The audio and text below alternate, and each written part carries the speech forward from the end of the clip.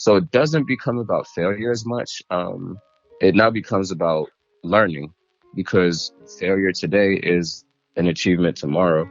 So I just had to learn how to implement that. Hey y'all, welcome to At the Table podcast, a virtual table where we discuss all things young adulting. My name is Fikayo and thank you so much for having me in your ears. Today at the table, we have Yemi, the innovative mind behind Videre Worldwide. And today Yemi's going to share his journey of merging electronic media with generative AI and how he's using that to revolutionize the arts and cultural industries. Today, we'll also dive into his company and also the skills and the lessons that he's learned being a young leader and entrepreneur. This podcast is an episode you do not want to miss. Yemi just drops so many gems. Also, please be sure to rate this episode because it really does help us be able to grow and allows me to continue to bring more guests on these podcasts. All right. Are you ready? Welcome to At the Table. Welcome, Yemi, to At the Table podcast. How are you? I'm good. I'm looking at the sunset right now and just soaking in life. Thank you so much for coming on. In this episode today, we just want to get to know you a little bit more and talk about your business and also what you're doing with AI. Are you ready? I'm ready. Let's get it. Okay. Before the episode properly begins, I like to do a little an icebreaker, and it's going to be this or that. And you also have one skip. I always forget to tell people that, but you have one skip. Okay. And I don't have to use it if I don't want to. You don't have to use it if you don't want to. All right. So the first one is going to be texting or talking. Okay. Talking. Yeah. Really? Texting is not, I don't enjoy it at all. Are you good at it? Like, depends who you ask. I tend to be better at it when it's something more serious and business related. But even like, because sometimes it just doesn't feel real. It's just letters on the phone, you know. Emotions aren't conveyed, energy isn't conveyed the best through it. So I like to talk, but I'll take a phone call. I'll take a FaceTime call. Ideally, in person is my preferred way to communicate. Mine as well. I'm a horrible texter. I'm like the worst at it, actually. I actually tell people like, call me, please, call me. Please. Yeah. With them, like I will get in moods where I'm like, okay, this call could have been a text, like if I'm really, really focused. But just across the board, like I'm bigger on talking than texting. Same. We have that in common. Number 2, podcast or audiobook? Podcasts. Really? Yeah. Because with the book, I like to really read it. Mm-hmm. Okay. So what is your favorite podcast? Aside from At the Table, of course. But what's your favorite? I love music, so it would probably be the Joe Budden podcast or the Rory Amal podcast. Because those are entertainment podcasts. And they make me laugh. Like they make me laugh a lot. Question 3. Team meetings or solo work? Solo work. Why? I feel like sometimes team meetings can get unfocused, and I'm more productive when like someone's not talking to me. Let's set the objective, let's set the vision, and then assume that I know what to do to get there. And, you know, team meetings for the updates and like for those strategic discussions, but for the actual getting work done, let me cook. AI in daily life or AI in business? AI in business. Innovate or optimize? Innovate. I like to optimize though. That was hard, but innovate. Same. Startup culture or corporate culture? Startup culture. I thought you would say that. Startup culture. Morning routine or night owl work sessions?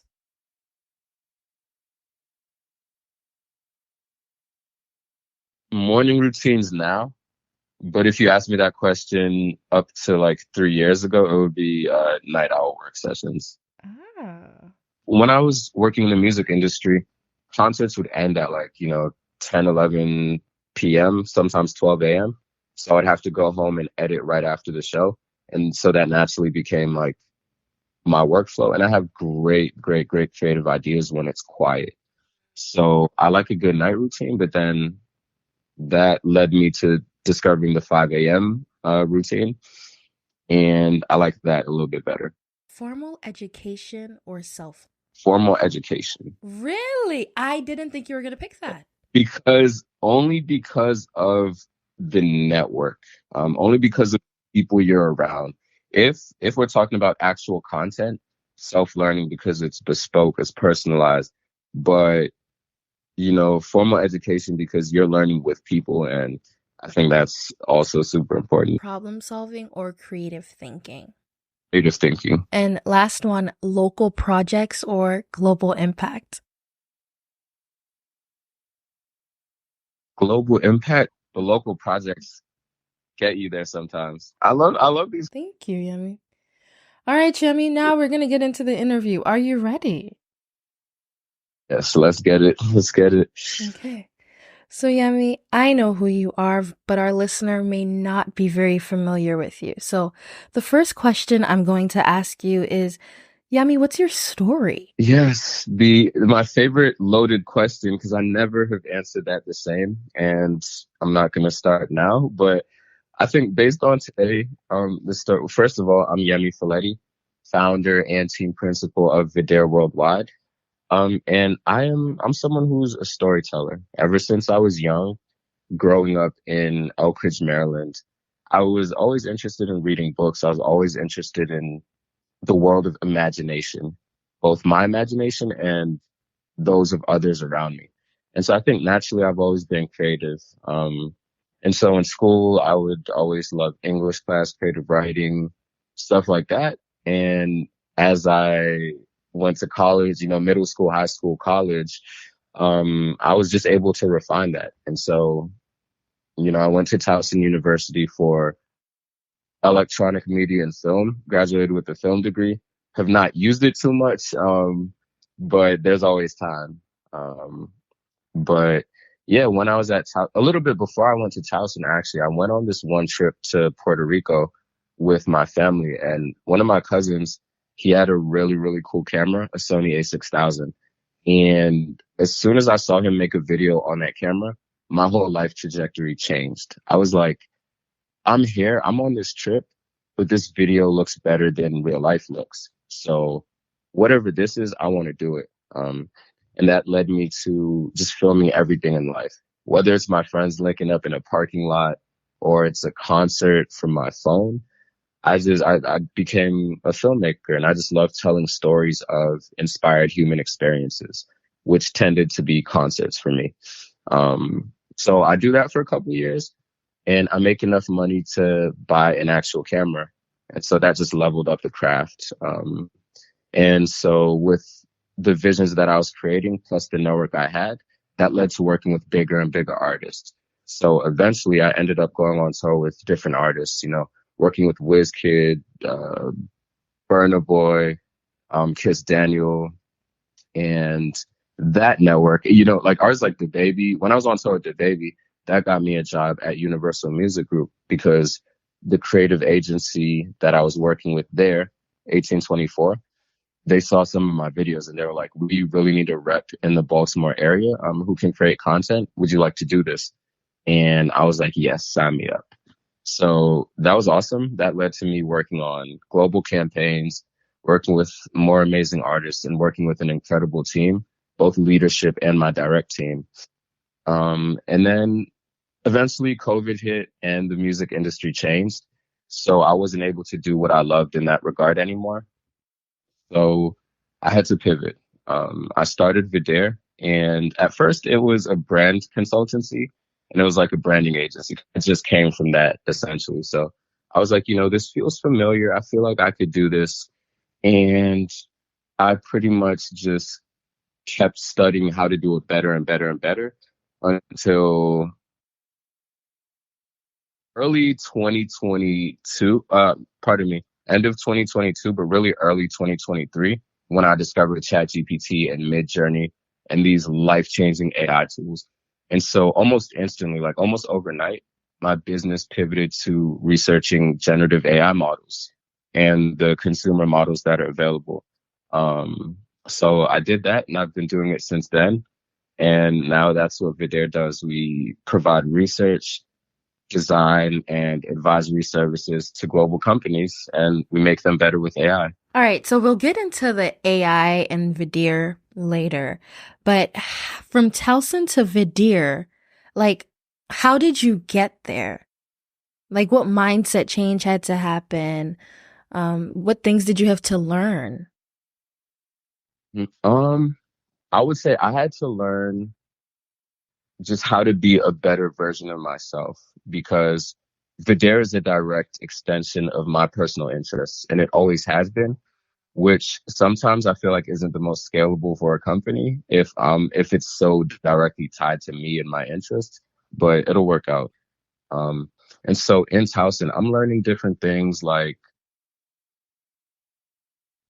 editing videos and like how to put a story together. And that spoke to something within me. Like that felt very natural to do. And I'm also around really cool people. I'm also around people that I am learning from. Um, and I was exposing myself to so much informative content on YouTube. People like Jordan Peterson, people like Iman Gaji, people who are just very, very knowledgeable in what they do. And in putting together these different pieces, that helped me develop a more rounded perspective of the world and who I want to be in the world as a result of what I've learned and what my model of the world is. And so Towson was kind of like the pre-training ground. When I started Videre, that felt like the actual training ground. That was when it's like, okay, the training wheels are off. Like there's no professor, there's no safety net. This is your company. Don't let it fail.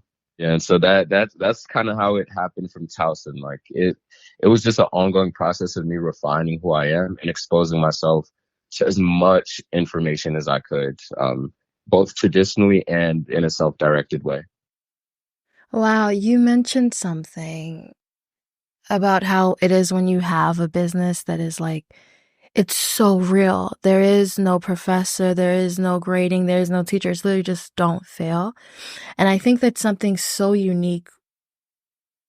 I don't know. I don't even know. I've never, until I entered the entrepreneurial space, was I tested with something like this before, or something like this. And I've never had this type of pressure on me before, but literally just don't let it fail. Don't let it fail. How does that impact you now?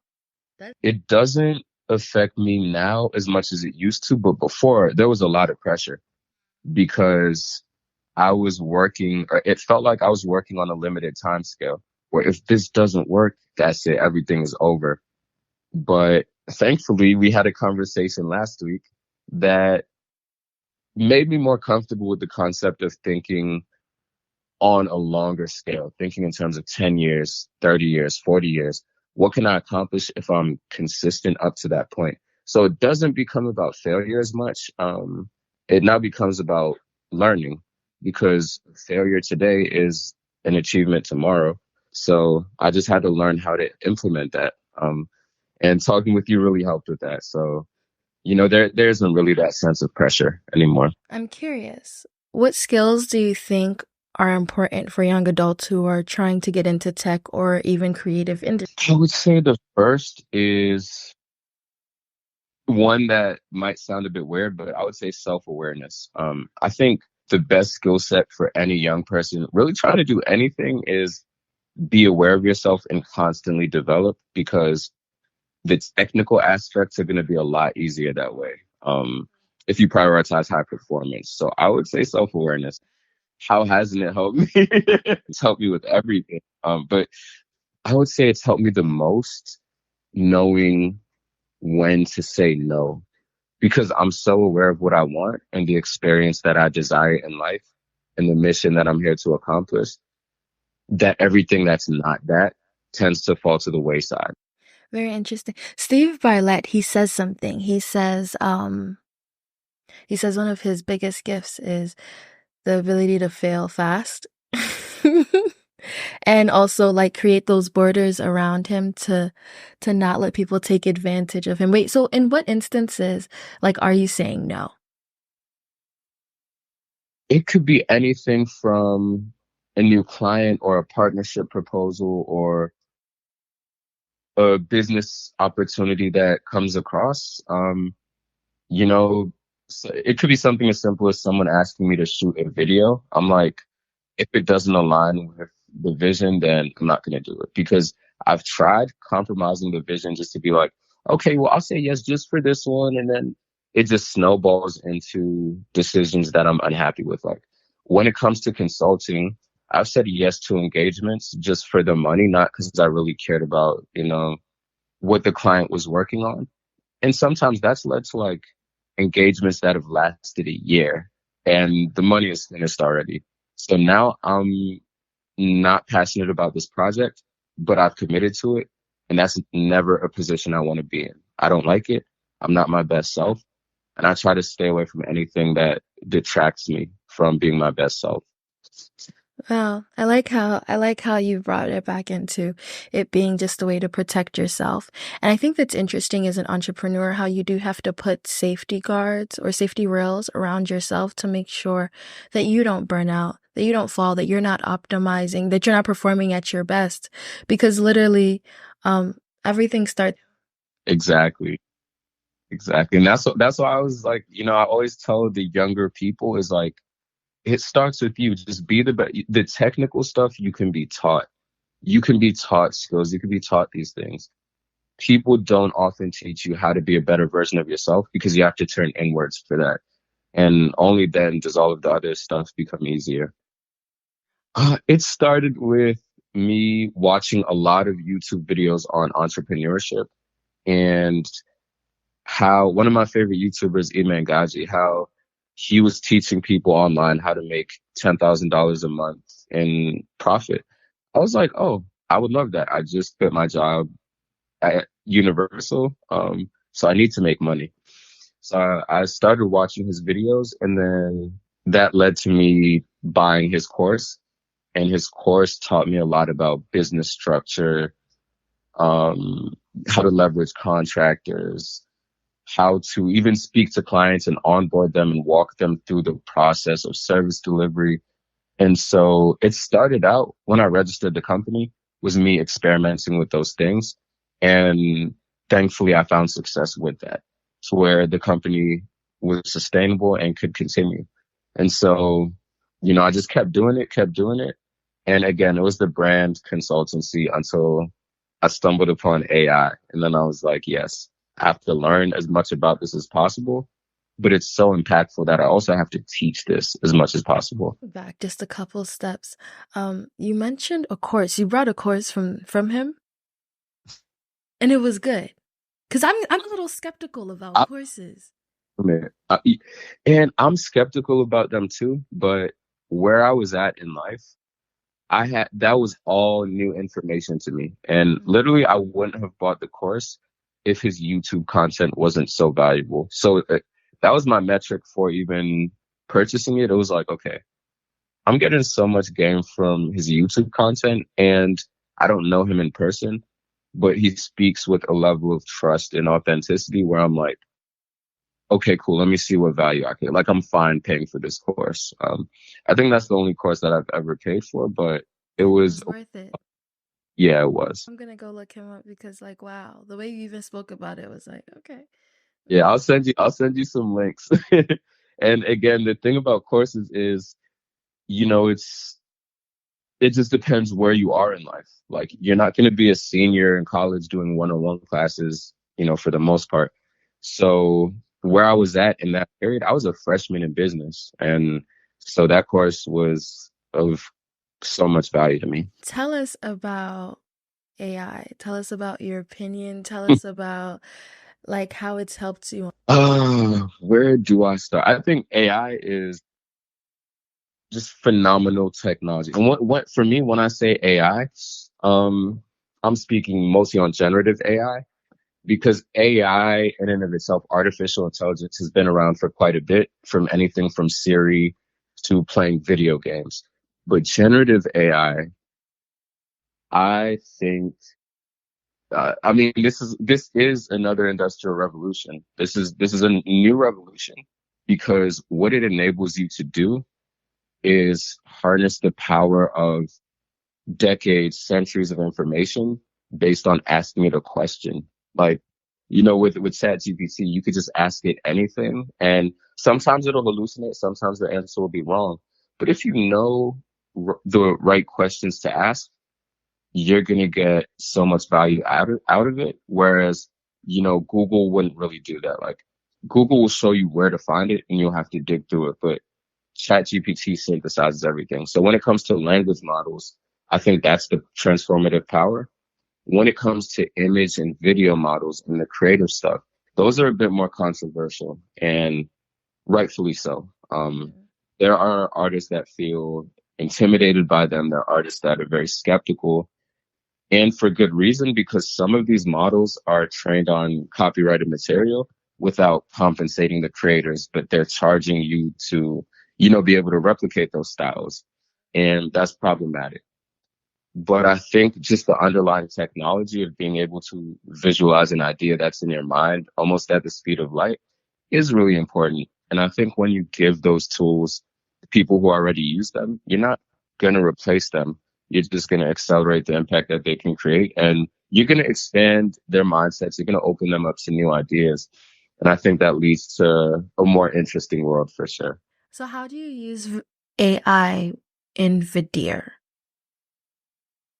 Use it for different things. When it comes to designing, I'll use image and video models to deliver different services, whether it's campaign images, whether it's storyboard images, or whether it's like just different concept libraries for clients to be inspired by. So what I'll do with that is like, I'll just think about a client's brand and then develop, anywhere from 50 to 100 images that I feel like will reflect the positioning of the brand, in the next like few months to the next year. And they can use it to draw inspiration for future campaigns, get someone to actually shoot that concept, and it just enhances their creativity. And then when it comes to language models, I use ChatGPT for ideation, some strategy stuff, and drafting up messages that I don't feel like drafting myself. So yeah, that's how I use it. On this journey of entrepreneurship, what has been the top skills that it has taught you? Decision making is a big one.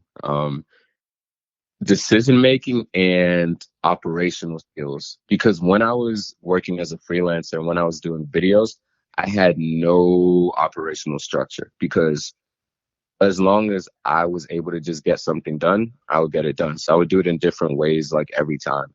I had a general structure of, okay, I'm working on this at night, but it's literally just like channeling creativity and letting creativity flow. But when it comes to a business that you want to scale and onboard people to, that doesn't work so much. There needs to be a clear direction. The company has to be able to go on without me. So it's taught me a lot of operational skills. And again, decision making, being able to make high quality decisions with whatever information is available to. What advice would you give young adults who are interested in entrepreneurship but fear the risk of failure? Just don't fail. No, I'm kidding. No, that's great advice. I say that, but that comes with the caveat that I don't think you can fail, because I look at failure as optimization data. So it's like failure is just learning. Now, when it comes to actual resources, and like people look at running out of money as a failure, going bankrupt as a failure. So you don't want to do that in business. So the biggest advice I would give you is navigate failure as a learning experience and learn as much as you can. Keep a team around you that can fill in your blind spots, and you be the person that can fill in their blind spots.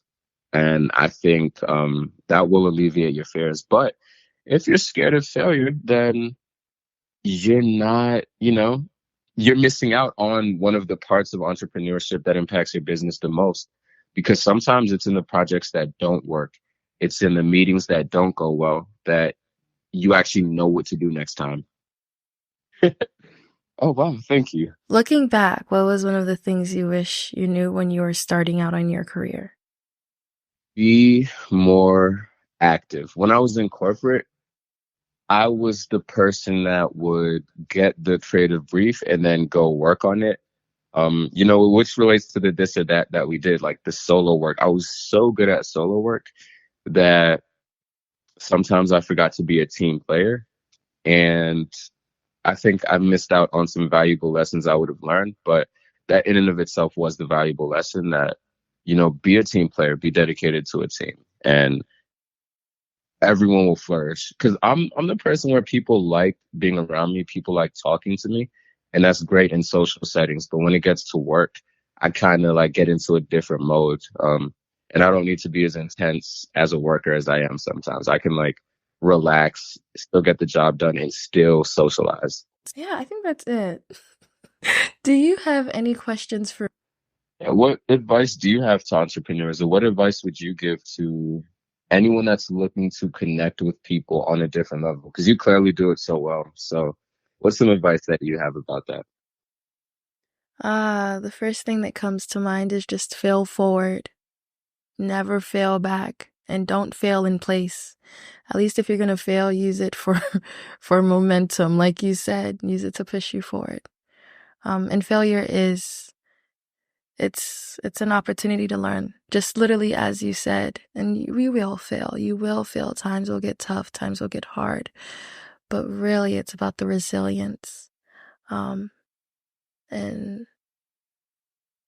just that your persistence and your resilience. Yeah.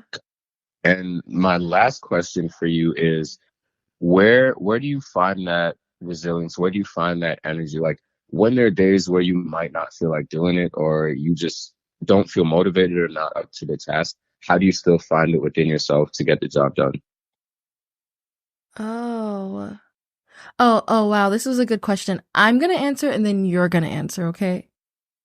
I Um, oh, it's going to be this is so weird. It's a weird thing I do. Oh, but I try to imagine like 60-year-old me rooting me on because I know she's already there, right? And she's already done all the work. She's already done all the hard work. So she knows that I can do it today. So that's really how I get a lot of that's how I get a lot of the juice. Yeah. Wow. No, that's actually incredible because our answer is almost the exact same. Like literally, literally. So you'll imagine that she's rooting you on. I'll just imagine that I'm experiencing his day from like the first person perspective. So I'm like, okay, well, all right, I'm 60 now. What am I doing? Like everything I've ever desired, like I'm living in my ideal life. How would I attack this problem? How would I think about this?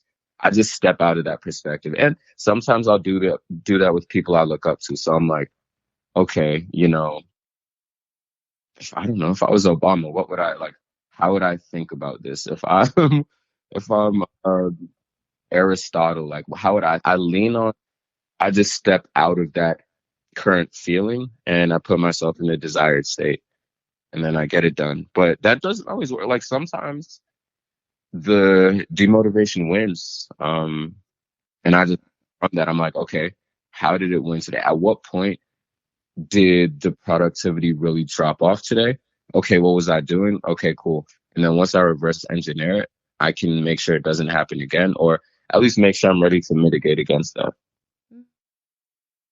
That's really good. How often do you reflect?